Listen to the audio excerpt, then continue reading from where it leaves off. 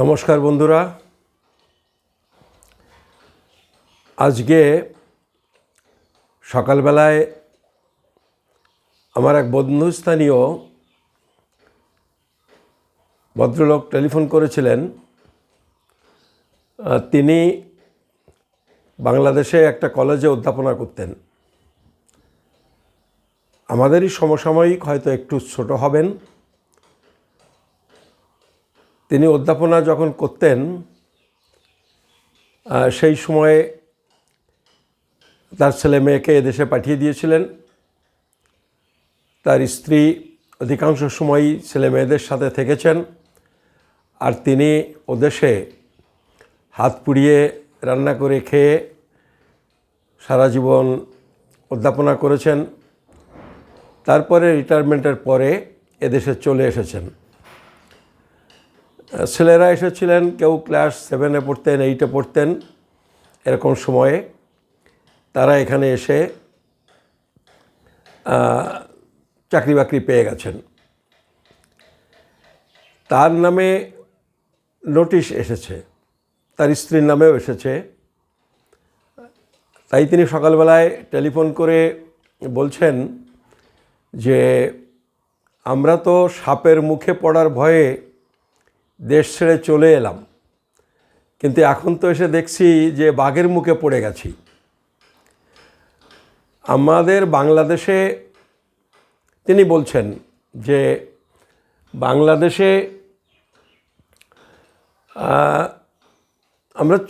তারা চলে এসেছেন। বাংলাদেশে এমন কোনো খুব বড় সমস্যা ছিল এরকম তিনি বললেন না।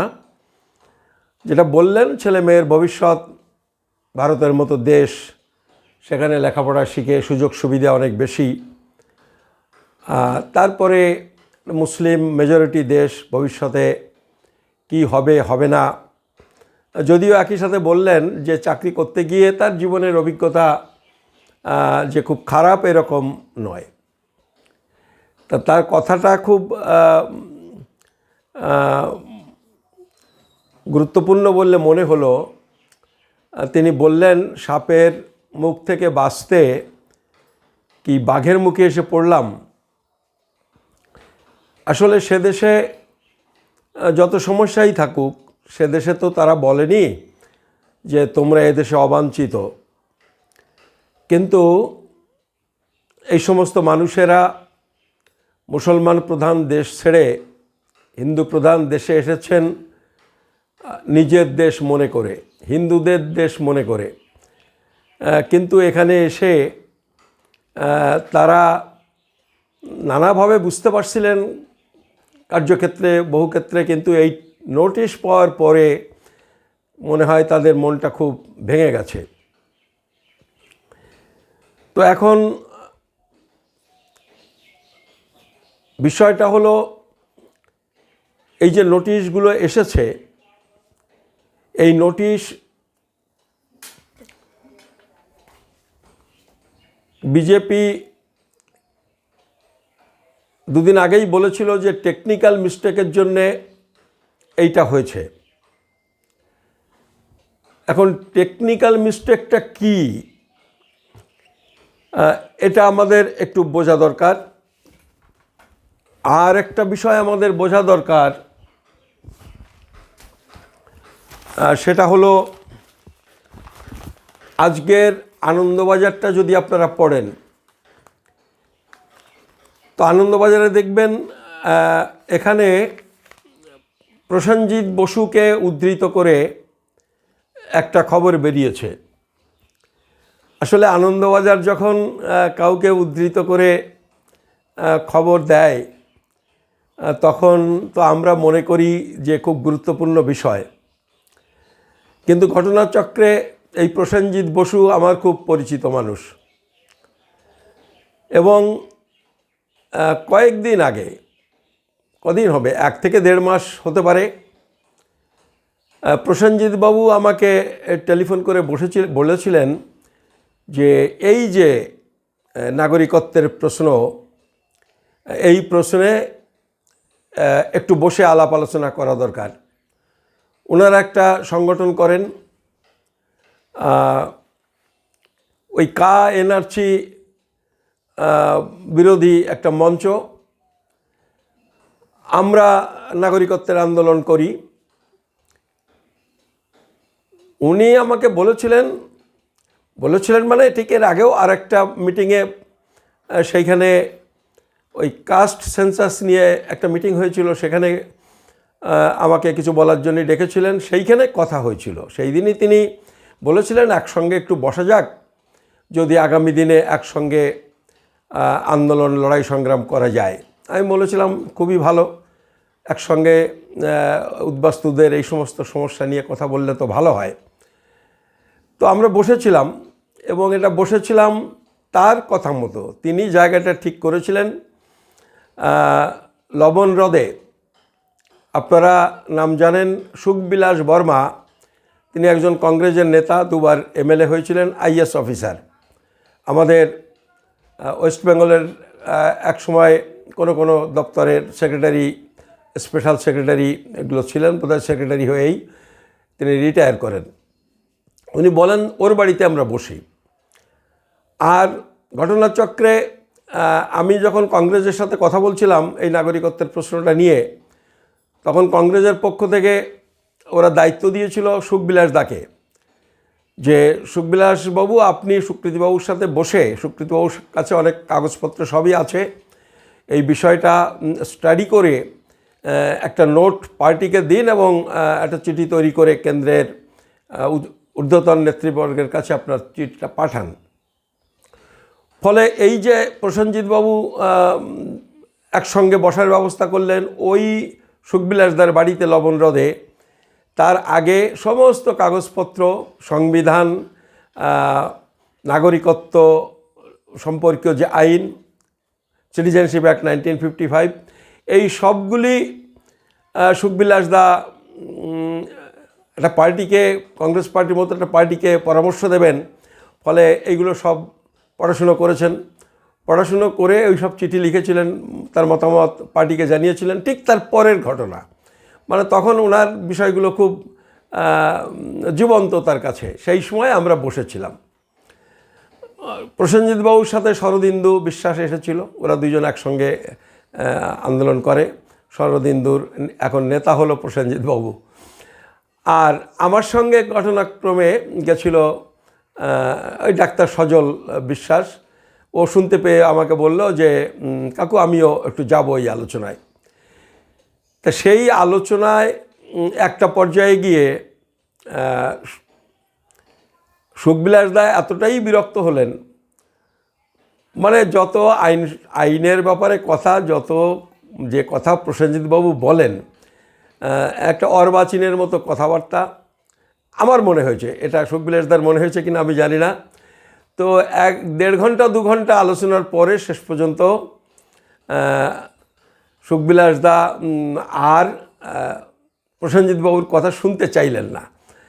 তো নিজের বাড়ি কি বলবেন বলে আরেকদিন বসবেন, আজকে আর এই নিয়ে কথা নয়, ইত্যাদি ইত্যাদি বলে এটা বন্ধ করে দিলেন। তা আমি যেটুকু বুঝি আইন ইত্যাদি ইত্যাদি, তাতে আমার মনে হলো যে একেবারেই কিছু বোঝেন না। তা এই প্রসেনজিৎবাবু যে বোঝেন না সেটা ওই 18-19 সালে যখন ওই নো এনআরসি মুভমেন্ট শুরু হতে যাচ্ছে, তখন তো নামই শোনেননি। তখনই 1-2 মিটিংয়ে আমার সাথে কিছু ঝগড়াঝাটিও হয়েছিল। আমি বুঝে গেছিলাম এরা কিছু জানেন না, কিন্তু তারা শিক্ষিত মানুষ, বোধহয় জেএনইউতে পড়াশুনো করেছেন, একসময় সিপিএম পার্টি করতেন, সিপিএম পার্টি হয় ছেড়ে দিয়েছেন, নাহলে ওনাকে বহিষ্কার করেছে, কিছু একটা হবে। তো কিন্তু দেখলাম যে একেবারেই কিছু জানেন না।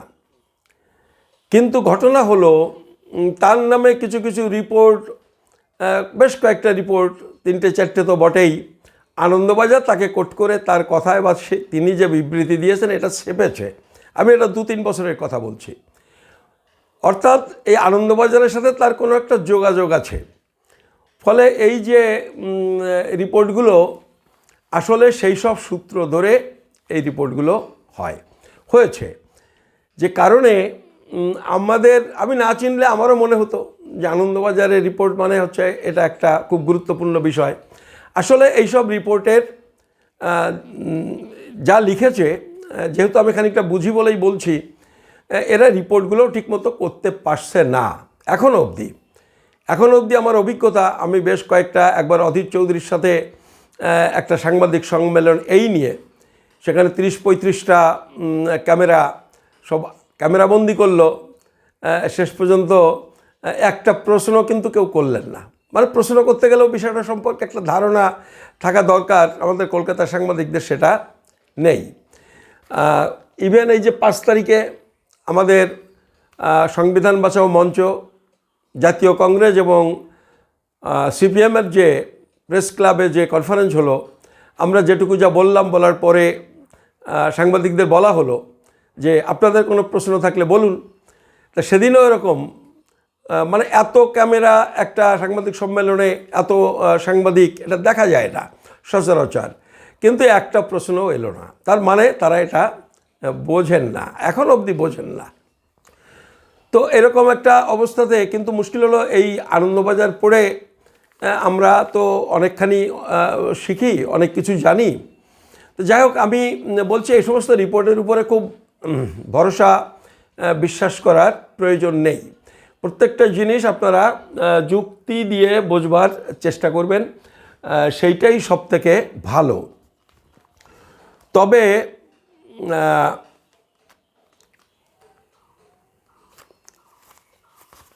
এই রিপোর্টের মধ্যে 2-1টা কথা কিন্তু নোট করার মতো বিষয় আছে। এইটা আপনারা একটু নোট করে নিন। আমি বলছি, আপনারা একটু বিষয়টা একটু শুনুন এবং এটা নিয়ে একটু ভাববেন। আমি কিন্তু প্রত্যেকটা ভিডিওতে বলছি, আমি যে কথা বলছি সেইটা কিন্তু শেষ কথা নয়। আমি কিছু যুক্তি দিয়ে আমার মতামত আমি বলছি, সেটা আপনারা আপনাদের অভিজ্ঞতায়, আপনাদের যুক্তিতে আপনারাও এটা বিচার করবেন। দেখুন, এখানে একটা কথা লিখেছে যে এটা বলেছে আধার দপ্তর যে শুধুমাত্র ভারতে সাধারণভাবে বসবাসের, আমি আরেকবার পড়ছি, শুধুমাত্র ভারতে সাধারণভাবে বসবাসকারীদের আধার দেওয়া হয়। তার মানে হলো যে ভারতে যারা বসবাস করেন, আধারটা তার জন্যে, তার ঠিকানা ইত্যাদি ইত্যাদির জন্য আধারটা দেওয়া হয়। এইটাতে আর কিছু মানে নেই। মানে এইটাতে নাগরিকত্ব প্রমাণ হয় না, না থাকলেও নাগরিকত্ব নেই তার, এইটাও প্রমাণ হয় না। এইখানে বসবাস করার প্রমাণ, মানে যারা বসবাস করে তাদের আধার দেওয়া হয়। এইটা আমাদের দেশের নিয়ম, এইটা বলেছে আধার। কিন্তু এরপরে ঘটনা ঘটে মানে দেখুন, কোনো জিনিস কিন্তু এক জায়গায় থেমে নেই। প্রত্যেকটা জিনিস আমাদের ভারতের সংবিধানের 105-10 বার পরিবর্তন হয়েছে, প্রয়োজনের তাগিদে অ্যামেন্ডমেন্ট হয়। আধারেরও নিয়ম কানুনে, এটা তো আধারের নীতি নিয়ম, এইটা কোনো আইনের প্রশ্ন নয়, রেগুলেশন। এগুলো গভর্নমেন্ট নিজেরাই ঠিক করতে পারেন, এইটা পার্লামেন্টের প্রয়োজন পড়ে না। তো এই গত 2023 সালের 29শে সেপ্টেম্বর তারা এই আধারের নিয়মকানুনের মধ্যে একটা পরিবর্তন এনেছে। সেইটাকে আগে আধারের যে ধারাগুলো ছিল, অধিনিয়মগুলো ছিল, রেগুলেশনগুলো ছিল, সেগুলো ছিল 25, 26, 27, 28, 29 এরকম করে। এইবারে যখন কিছু পরিবর্তন, সংশোধনী যখন আসে, তখন অনেক সময় ওই যে নাগরিকত্ব আইনের ক্ষেত্রে যেমন 6 ধারা ছিল, বাই ন্যাশনালাইজেশন নাগরিকত্ব, যখন আসাম চুক্তির পরে একটা নতুন ধারা যুক্ত করার প্রশ্ন উঠল আসামের ক্ষেত্রে, তখন সেটা ধারার নাম্বার হলো 6A নাগরিকত্ব আইনে। আসামের ক্ষেত্রে ওটা শুধু কার্যকরী। ঠিক একই রকমভাবে এই জায়গাতে একটা ওই 28A ধারা করেছে। এই 28A ধারাটা করার প্রয়োজন হয়েছে বলেই এটা করেছে, দপ্তর বা গভর্নমেন্ট নির্দেশ দিয়েছে। মানে ধরুন আমি একটা 3তলা বাড়ি করেছি অনেক টাকা খরচ করে, আমি না করি আপনি করেছেন, যার করার ক্ষমতা আছে, তার ফ্রন্ট এলিভেশন, সাইড এলিভেশন, মানে কোন দিক দিয়ে কেমন দেখতে ভালো, ইঞ্জিনিয়ারকে বলে বলে সব থেকে সুন্দর করে করা হয়েছে। তাতে 10টা-12টা রুম আছে, 3তলা বাড়ি। তারপরে ছেলে মেয়েরা চলে গেছে বাড়িতে, এখন বুড়ো বুড়ি, ঘরগুলো তো সব খালি পড়ে থাকে, প্রয়োজন হয় না। আবার যখন প্রয়োজন হবে ব্যবহার হবে। আমাদের দেশের আইন সংবিধানও কিন্তু তার ধারাগুলো ওই রকম, ধারাগুলো তৈরি হয়, কোনোটা কোনো সময় কাজে লাগে, কোনো সময় লাগে না, যখন প্রয়োজন হয় তখন কাজে লাগানো হয়। কিন্তু এইবারে আপনি যদি দেখেন যে ধরুন 3 কাঠা জমির উপরে একটা বাড়ি, চারিদিকে তেমন আর জায়গা নেই, তা এরকম সুন্দর একটা বাড়ির একপাশে যদি এরকম করে একটা টিনের চালা দেওয়া হয়, টিনের চালা মানে ওখানে একটা গরু পুষতে হবে, বুঝতে পেরেছেন? গরু তো আর 3তলা 4তলায় তোলা যায় না, ঘর তো উপরে খালি আছে। তো এই চালাটা যখন সাইডে লাগবে তখন বাড়িটার সৌন্দর্য নষ্ট হয়, সব কিছু হয়, কিন্তু তবুও দেখবেন এরকম চালাটা দেওয়া হয়।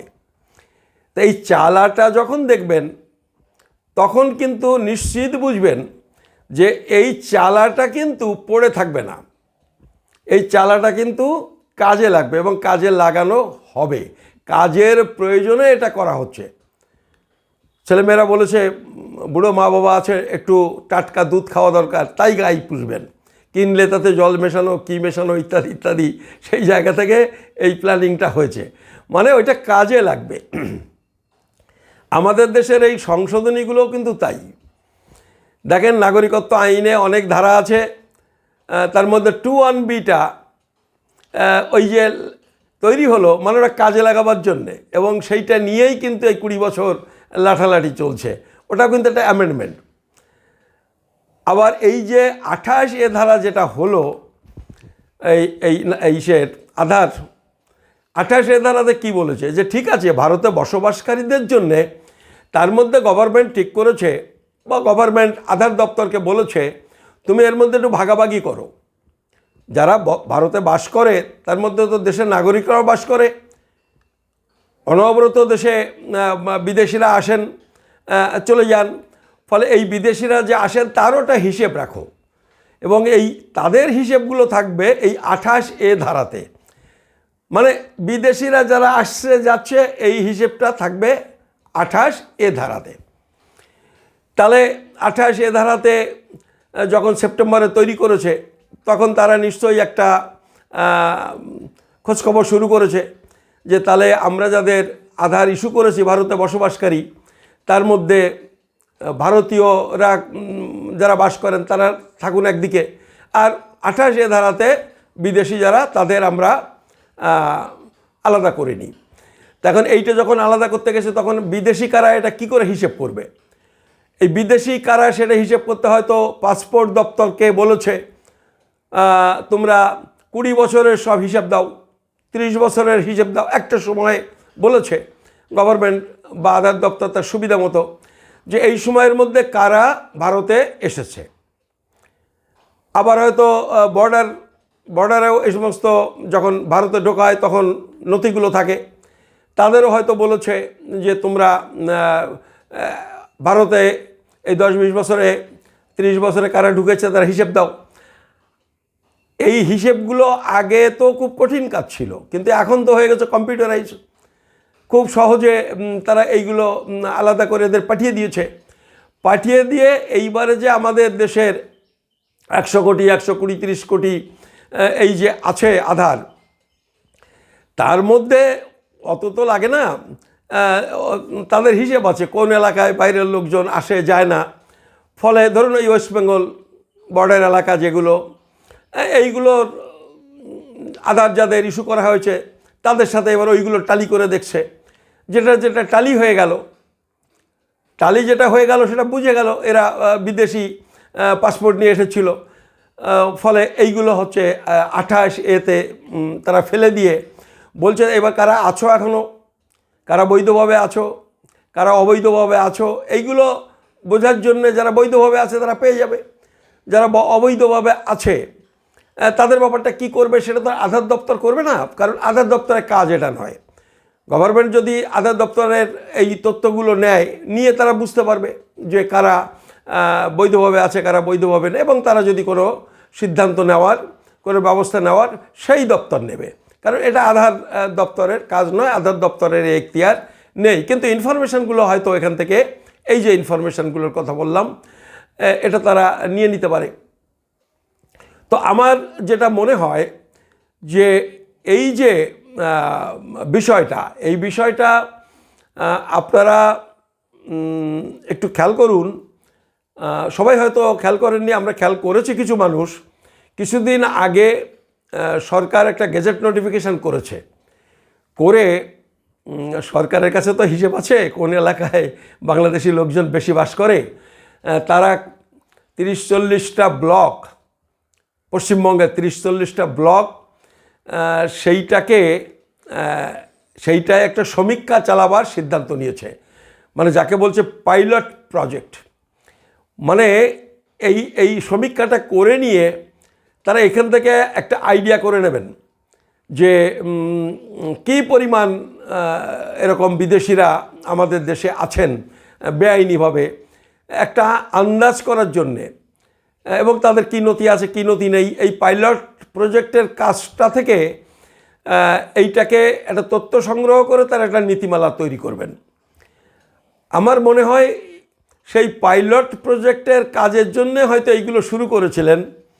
আর টেকনিক্যাল মিস্টেক সত্যি সত্যি যদি হয়ে থাকে, মানে টেকনিক্যাল মিস্টেক ওরা বলছেন কি তা তো বলেনি, আদৌ টেকনিক্যাল মিস্টেক না অন্য কিছু তাও আমরা জানি না, কিন্তু আমরা ধরে নিচ্ছি যে ওরা যেটা বলছে যে টেকনিক্যাল মিস্টেক।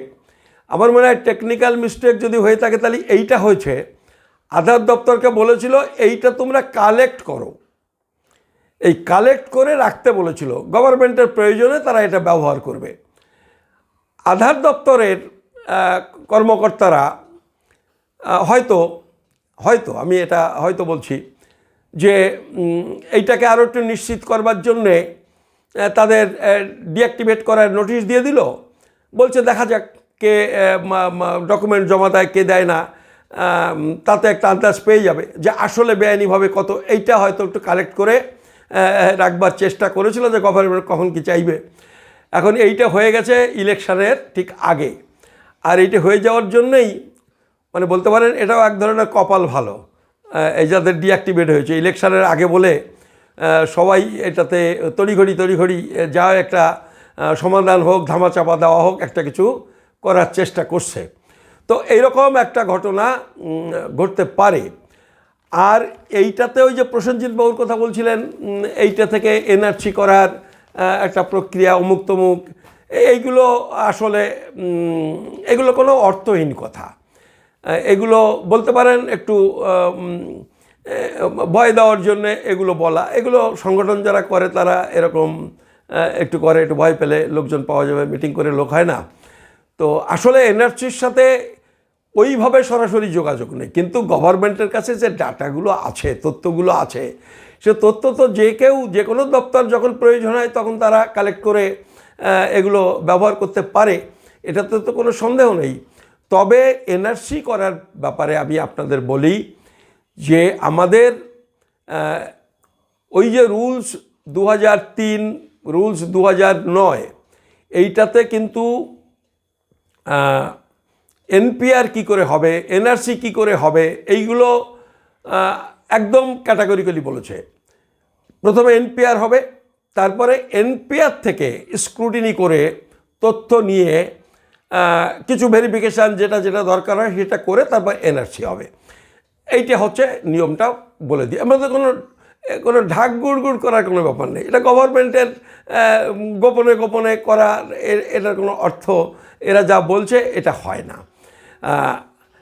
এনপিআরের সময় তথ্যগুলো কালেক্ট করবে, কিন্তু এনপিআর তথ্য নেওয়ার আগে গেজেট নোটিফিকেশান হবে, সরকার ঘোষণা করবে, নোটিফাই করবে, নোটিফিকেশান জারি করবে যে আমরা এনপিআর শুরু করছি অমুক তারিখ থেকে, আপনারা সরকারকে সহযোগিতা করবেন, বাড়ি বাড়ি লোক যাবে, তাকে তথ্যগুলো দেবেন, এইভাবে তারা নোটিশ করবে। এইভাবেই এনপিআর হবে। তারপরে এনপিআরটাকে স্ক্রুটিনি করে যখন কাজ হবে তখনও আবার এনআরসি করার সময় আবার নতুন করে নোটিশ দেবে যে এই দিন থেকে, এই তারিখ থেকে এনআরসি শুরু হবে, এই তারিখের মধ্যে গিয়ে এই প্রক্রিয়া শেষ হবে। ফলে এইটা হচ্ছে বিষয়। ফলে এর সাথে এটা জুড়েছে, ওটা জুড়েছে, এই সব কথাগুলো। কিন্তু এটা তো ঘটনা যে 28-এ হলো কেন? 28-এ হলো, গভর্নমেন্ট তো বুঝতে চাইছে যে বেআইনিভাবে কীরকম লোক থাকে, এতদিন করেনি, এখন করছে। জানি না অন্য গভর্নমেন্ট থাকলে কী হতো, কিন্তু আমরা তো বিজেপিকে দেখতেই পাচ্ছি যে বিজেপি বাইরে থেকে লোকগুলো যারা এসেছেন তাদের একেবারে নাকে দড়ি দিয়ে হাতের মুঠোয় তারা রাখতে চাইছে। কেন করতে চাইছে, কি করতে চাইছে, সেটা খানিকটা আমরা রাজনৈতিক ব্যাখ্যা বিশ্লেষণে আন্দাজ করতে পারি, কিন্তু নির্দিষ্ট করে বলতে পারবো না। তবে এই সমস্যাটা কিন্তু আগে ছিল না, এইটুকু বলতে পারি। বিজেপি শুরু করেছে, এবং বিজেপি যদি 2004 সালে, এই 2024 সালে আবার আসে, তাহলে আমি একটা কথা আপনাদের বলতে পারি যে এই যারা আধার নোটিশ পেয়েছেন তারা তো বটেই, তারা তো বিপদে পড়বেনই। মানে বর্তমানে যে আইন আছে, এই আইন যদি এইভাবে থাকে তারা বিপদে পড়বেন। আর এই যে বলছে K-19 হলে সমস্যা মিটে যাবে, এই K-19 হলে কিন্তু সমস্যা মিটবে না। এই K-19 হলেও ওই এনআরসিতে নাম ওঠার কোনো বিষয় নেই, কারণ K-19 হলো যে আপনি অনুপ্রবেশকারী নন। এই যারা নোটিশ পাচ্ছেন বাংলাদেশ থেকে পাসপোর্টে এসেছেন, আমি সবার কথা বলছি না, যারা বাংলাদেশ থেকে পাসপোর্টে এসে আধার করেছেন 2014 সালের পরে, তারা কিন্তু অনুপ্রবেশকারী। এখনও যে আইন আছে, 2014 সালের পরে যারা পাসপোর্ট ভিসা করে ভারতে এসেছেন, ভারতে থেকে গেছেন, তারা হচ্ছেন অনুপ্রবেশকারী। তারা বাদে আরও আছেন, কিন্তু তারা একেবারে খাতায় কলমে ঠিকানা গভর্নমেন্টের কাছে দিয়ে দেওয়া অনুপ্রবেশকারী। মানে এই অনুপ্রবেশকারী যারা, তাদের তথ্য সরকারের কাছে আছে। আর যারা 2014 সালের পরে এসেছেন, পাসপোর্ট নিয়ে এসেছেন আর যাননি, তারা হয়তো নোটিশ পেয়েছেন, তারাও 28-এতে নোটিশ পাওয়ার যোগ্য। আধার কার্ডের হিসেবে তারা কিন্তু ডিঅ্যাক্টিভেট হবে তাদের। কিন্তু তারা আইনের ক্ষেত্রে, নাগরিকত্বের প্রশ্নে কিন্তু তারা অনুপ্রবেশকারী নন। তারা ভারতীয় নাগরিক নন, কিন্তু তারা ভারতে বৈধ বসবাসকারী। নাগরিক নন, অনুপ্রবেশকারী নন, ভারতে বৈধভাবে বসবাসকারী।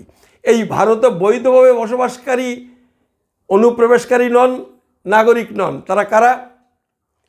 এরা হলো ওই 1948 সালের 19শে জুলাই থেকে 2014 সাল পর্যন্ত যারা ভারতে এসেছেন, পাসপোর্টে এসে যাননি অথবা বিনা পাসপোর্টে এসেছেন, তারা, তার মধ্যে যারা দরখাস্ত করে ভারতের নাগরিকত্ব নেননি, তারা। তাহলে 48 সাল থেকে 2014 পর্যন্ত যারা বিনা অনুমতিতে বা অনুমতিপত্র নিয়ে এসেও ভারতে থেকে গেছেন, এই লোকগুলি আর অনুপ্রবেশকারী নন এবং নাগরিক নন। আর যারা 2014 সালের পরে এসেছেন বিনা পাসপোর্টে বা পাসপোর্টে এসেও থেকে গেছেন, তারা হচ্ছেন অনুপ্রবেশকারী, অবৈধভাবে বসবাসকারী। আর যারা এখানকার নাগরিক, তারা তো নাগরিক। ফলে এনআরসি যখন হবে, এনআরসি হওয়ার সময় কিন্তু ওই হয়তো ভোটার তালিকা ধরে ধরে এইবারে বাড়িতে নোটিশ আসবে এই আধারের মতো। তখন আধার দপ্তর এই নোটিশটা দেবে না, নির্বাচন কমিশন সরাসরি নোটিশ দিয়ে বলবে আপনার নাম ভোটার তালিকায় আছে, আমরা ভোটার তালিকা থেকে আপনার নাম কেটে দেব, 1 মাস 2 মাস বা 3 মাসের মধ্যে আপনার নাগরিকত্বের প্রমাণপত্র নিয়ে যদি আপনি সল্টলেকের এই অফিসে, রাঁচির এই অফিসে, দিল্লির এই অফিসে, কলকাতার এই অফিসে যোগাযোগ না করেন, মানে তখন আপনার নাগরিকত্বের কাগজপত্র নিয়ে নির্বাচন কমিশনে গিয়ে আপনাকে দেখাতে হবে, তারপরে আপনার ভোটার তালিকায় হয়তো নামটা বেঁচে যাবে কি বেঁচে যাবে না, এইটা কিন্তু হবে। তা তার মধ্যে বলছে K-19 যদি আপনি নাগরিকত্ব পেয়ে যান, আপনি দরখাস্ত করবেন, দরখাস্ত করার পরে যদি 2-5 জন নাগরিকত্ব পেয়ে যান, সে 2-5 জন তার নাগরিকত্ব সার্টিফিকেট নিয়ে যাবেন, তার ভোটার তালিকায় নামটা বেঁচে যাবে। আর যারা তখন অবধি নাগরিকত্ব পাবেন না তাদের নামটা কাটা যাবে। তারপরে যবে আপনার নাগরিকত্ব সমস্যার সমাধান হবে, জীবদ্দশায় যদি হয়, তাহলে যখন পাবেন তখন যাবেন, তখন হয়ে যাবে। কিন্তু আমরা এর আগে অন্যান্য ভিডিওতে আমরা ব্যাখ্যা করে বুঝিয়েছি যে ওই দরখাস্ত করে নাগরিকত্ব, মানে K-19 পরে রুলস হবে, দরখাস্ত করতে বলবে, এগুলো যদি হয়েও যায়, তারপরে আপনি দরখাস্ত করবেন, আমাদের ধারণা দরখাস্ত করতেই কেউ সাহস পাবেন না। কারণ দরখাস্ত করা মানে তো আপনাকে বলতে হচ্ছে আমি বাংলাদেশি, লিখিতভাবে আমার বাড়ি ছিল গোপালগঞ্জের 7 পাড় বা যশোরের 96খানে, এই ঠিকানা, এইখানে আমি বাস করতাম, আমি এখন চলে এসেছি অমুক সালে অমুক সময়ে, আমাকে নাগরিকত্ব দেওয়া হোক। তা এইটা এখানকার যারা স্থায়ী বাসিন্দা, চাকরি বাকরি করেন, ব্যবসা বাণিজ্য করেন, সয় সম্পত্তি করেছেন, ব্যাংক ব্যালেন্স করেছেন, তারা এই ঘোষণা করে দরখাস্ত করা, এইটা করাটা খুব কঠিন কাজ। আমার মনে হয় না মানুষ করতে পারবেন। যে কারণে আমরা বলছি যে আসলে এর সমাধান হলো ওই যে শান্তনুবাবু বলছেন কালকে নাকি 200 লোকে ওখানে এসে নাম লিখিয়েছেন, বা বিভিন্ন রকমের যে যাই বলুন, আমি আপনাদের একটা কথা বলি, অনেক রকমের ফর্মুলা বেরোবে, কিন্তু আলটিমেটলি সবগুলো এক জায়গায় করে এর একটাই সলিউশন আছে। সেই সলিউশনটা হচ্ছে নাগরিকত্ব আইনে একটা পরিবর্তন, একটা নতুন আইন করা। সেইটা ওই নো এনআরসি দিয়ে হবে না। মানে তো তারা আইনই করতে দেবে না। তা আইন না করতে দিলে সমস্যা মিটবে না। আগের যে আইন যেটা আমাদের বিপক্ষে, সেই আইনটা নালিফাই হতে পারে, সুপারসিড করতে পারে আর একটা নতুন আইন তৈরি করে। ফলে এটা কোনো স্লোগানই হয় না। কাগজ দেখাবো না, দেখবেন এই সমস্ত শুরু হয়েছে। এই যে কোনো কাগজ দেখাবো না, এই কথা যারা বলছে তাদের প্রত্যেকের কাগজ আছে। তারা বলছে কাগজ দেখাবো না। আরে কাগজ দেখাবো না মানে, আপনি একটা চাকরি করবেন, আপনি একটা চাকরি করতে গিয়ে যদি দপ্তর, সেই ডিপার্টমেন্ট যদি বলে আপনি যে পাস করেছেন বিএ, সার্টিফিকেট দেখান, কি মার্ক পেয়েছে সার্টিফিকেট দেখান, আপনি বলবেন যে কাগজ দেখাবো না। তো কাগজ না দেখালে আপনার কাজ হবে? কোনো জায়গায় কাগজ না দেখিয়ে কাজ হয়? তা কোনো জায়গায় যদি কাগজ না দেখিয়ে কোনো কাজ না হয়, তা নাগরিকত্বের প্রশ্নে এটা হবে কেন? পাসপোর্ট দেখাতে, পাসপোর্ট চাইছেন, পাসপোর্ট পাবেন, সেখানে গিয়ে যদি আপনি বলেন কাগজ দেখাবো না, তা পাসপোর্ট হবে? ফলে এইরকম সব বিশিষ্ট লোক তারা এই সমস্ত স্লোগান হাজির করছে, এগুলো কিন্তু মিনিংলেস, এগুলো বাজার গরম করা স্লোগান। ফলে আলটিমেটলি কিন্তু একটা নতুন আইন প্রণয়ন করতে হবে। আমরা আগে ভাবছিলাম বোধহয় 2014 সাল যদি ভিত্তিবর্ষ হয় তাহলে বোধহয় সমস্যা মিটে যাবে। কিন্তু এই একটা ভালো জিনিস হয়েছে, এই যে আপনার আধারের যে নোটিশ এসেছে, আমার ধারণা অন্তত 1-2 লাখ নোটিশ হয়তো ইতিমধ্যে এসেছে, মানে 228A হয়তো 1 লাখ 2 লাখ নোটিশ যদি ওরা হয়ে থাকে, বা একটা সংখ্যা নিশ্চয়ই আছে, সেটা খুব কম নয়, একটা ভালো সংখ্যক মানুষ যারা হয়তো 2014 সালের পরে এসেছেন। ফলে আমরা যারা নাগরিকত্বের আন্দোলন করি, উদ্বাস্তু আন্দোলন করি, তারা কিন্তু সত্যি ভাবছিলাম 2014 হলে প্রায় সবার ঝামেলা মিটে যাবে, মিটে যেত। মানে এই লোকগুলো যদি পাসপোর্টে না আসতেন তাহলে কিন্তু এখানে প্রধান আছেন, আপনি হয়তো 2 বছর পরে এসেছেন, 14 সালে এসেছেন, 14 সালে নিয়ম, 16 সালে এসেছেন, সে প্রধানের কাছ থেকে সবাই মিলে বলে টলে হয়তো একটা সার্টিফিকেট আদায় করে নেওয়া যেত। কিন্তু যেহেতু পাসপোর্টে এসেছেন, এইটা আর এদিক ওদিক করার উপায় নেই, এগুলো এখন অথেন্টিকেটেড হয়ে গেছে, গভর্নমেন্টের খাতায় চলে গেছে আপনি কত সালে এসেছেন।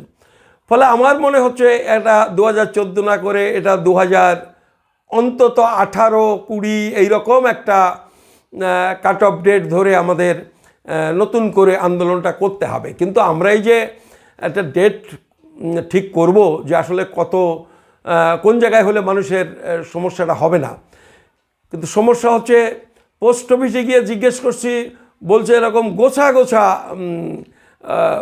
নোটিশ এসেছে, এই যে আধারের নোটিশ। তো এক একটা পিয়ন তারা বলছে 1-1.5 হাজার তো আমরা বিলি করেছি, একটা এলাকায় 2000 বিলি করেছি, কিন্তু আমাদের কাছে বলছেন মাত্র 20 জন, 30 জন, 40 জন মানুষ, মানে সবাই চেপে যাচ্ছেন। আমি এই সমস্ত লোকজনকে বলি যে দেখুন, অনেকে বলছেন বেরোতে কীরকম লজ্জা লাগছে, এটা বেরোতে লজ্জা লাগার কী আছে, আপনারা তো চুরি করেননি, এটা দেশভাগের কারণে এরকম ঘটনা ঘটেছে, এটা করতে মানুষ বাধ্য হয়েছেন। এখন এইটা চেপে গেলে হবে না, চেপে গিয়ে চুপচাপ হয়ে গিয়ে মাথা গুঁজে বসে থেকে কিন্তু এই সমস্যার সমাধান হবে না। এই সমস্যার সমাধান হতে গেলে এখন রাস্তায় নেমে দাবি করতে হবে। যদি আপনারা বুঝে থাকেন যে আমাদের ফিরে যাওয়ার জায়গা নেই, আমরা মনে করি ফিরে যাওয়ার জায়গা নেই, বাংলাদেশ এই সমস্ত লোকজনকে নেবে না, তার মানে পেছো বাড়ার জায়গা নেই, এগোতে হবে। আর এগোনো মানে চুপচাপ ঘরে বসে থেকে এই সমস্যা মিটবে না। প্রত্যেকেই বেরিয়ে আসুন যে আমরা এসে পড়েছি, আমাদের এই অবস্থা, আমাদের নাগরিকত্ব দিতে হবে, তার মানে নতুন করে আইন তৈরি করতে হবে। আপনারা আমাদের এই আন্দোলনের সাথে সামিল হন। এটা লুকোচুরি করে এই সমস্যার সমাধান করা যাবে না, কিন্তু এখনও আপনারা তাই করে যাচ্ছেন। আপনারা সঠিক তথ্যটা আমাদের জানাচ্ছেন না। আমরা কিছু 2-4 জন জানাচ্ছেন, আর 2-4 জনকে আমরা ইচ্ছে করে গিয়ে খবর নিলে আমরা জানতে পাচ্ছি। আমরা খবর পাচ্ছি যে কেউ বলছেন ডিঅ্যাক্টিভেট যা হয়েছিল তারা সবটাই ঠিক করে দিয়েছেন। যদি এটা হয়ে থাকে ভালো কথা। আবার এদিকে একই সময় দেখছি শান্তনুবাবুর ওখানে নাম লেখাচ্ছেন, কি হয়েছে জানি না। তো যাই হোক, আমরা চাইব ডিঅ্যাক্টিভেট যেটা করেছে এইটা অন্তত অ্যাক্টিভেট যদি হয়ে যায় তাহলে এটা একটা ভালো, এই আন্দোলন করার জন্য সময় পাওয়া যাবে। কিন্তু আপনারা যদি মুখ লুকিয়ে বসে থাকেন তাহলে কিন্তু এই সমস্যা মিটবে না, এর পরের ধাপ কিন্তু আসছে। আর আমি আপনাদের নিশ্চিত করে একটা কথা বলে দিতে পারি, 2024 সালে যদি বিজেপি কেন্দ্রের ক্ষমতা দখল করতে পারে তাহলে আজকের যে নোটিশ এসেছে আধারের জন্যে, ঠিক এই নোটিশ আসবে প্রত্যেকটা ভোটারের কাছে যে আপনি প্রমাণ করুন আপনি, এবং সেইটা আসবে ভোটার তালিকা ধরে ধরে, যে আপনি প্রমাণ করুন যে আপনি ভারতীয় নাগরিক, নাহলে ভোটার তালিকা থেকে আপনার নাম কাটা যাবে। ফলে এইটা 2024-এ বিজেপি আসলে করবেই, এর কোনো অন্যতা হবে না। এইটা আপনারা কিন্তু মাথায় রাখুন, মাথায় রেখে আর লুকিয়ে থাকার ব্যবস্থা নেই, কারণ আপনার সব তথ্য চলে গেছে গভর্নমেন্টের কাছে, আর লুকানোর কোনো প্রয়োজনীয়তা নেই। আজকের এই যে কথাগুলি আপনাদের বললাম, আমরা আরও একটু লক্ষ্য করি, আপনারাও আমাদের জানান, এইখানে আপনারা কমেন্ট করে জানাতে পারেন যে আসলে অবস্থাটা কী। আর আমি আমাদের উদ্বাস্তু আন্দোলনের কর্মী যারা, তাদেরও আমি বলি 2014 নয়, আমাদের হয়তো 2018 সালকে ভিত্তিবর্ষ করে একটা, বা 2020 সালকে ভিত্তিবর্ষ করে একটা নতুন আইন তৈরি করার দাবি জানাতে হবে, যে আইনে থাকবে যে 2018 বা 2020 সালের আগে যারা ভারতে এসেছেন, ভারতে স্থায়ীভাবে বসবাস করছেন, তারা লুকিয়ে আসুন, পাসপোর্ট করে আসুন, পাসপোর্ট করে এসে না গিয়ে থাকেন, তাদের প্রত্যেককে নাগরিক বলে ঘোষণা করতে হবে। ওই দরখাস্ত করে নাগরিকত্ব দেওয়ার ওই বিজেপির ওই চক্রান্ত নয়। আপনাদের এই দাবিতে সোচ্চার হওয়ার জন্যে আমি আপনাদের সবাইকে আমন্ত্রণ জানাচ্ছি। আপনাদের সবাইকে ধন্যবাদ, নমস্কার। আমার এই ভিডিও যারা দেখতে চান তারা ইউটিউবে গিয়ে ASRB সুকৃতি রঞ্জন বিশ্বাস, ASRB মুক্তি, এটা টাইপ করুন। টাইপ করলে আমার ভিডিওগুলো আপনারা দেখতে পারবেন। নমস্কার।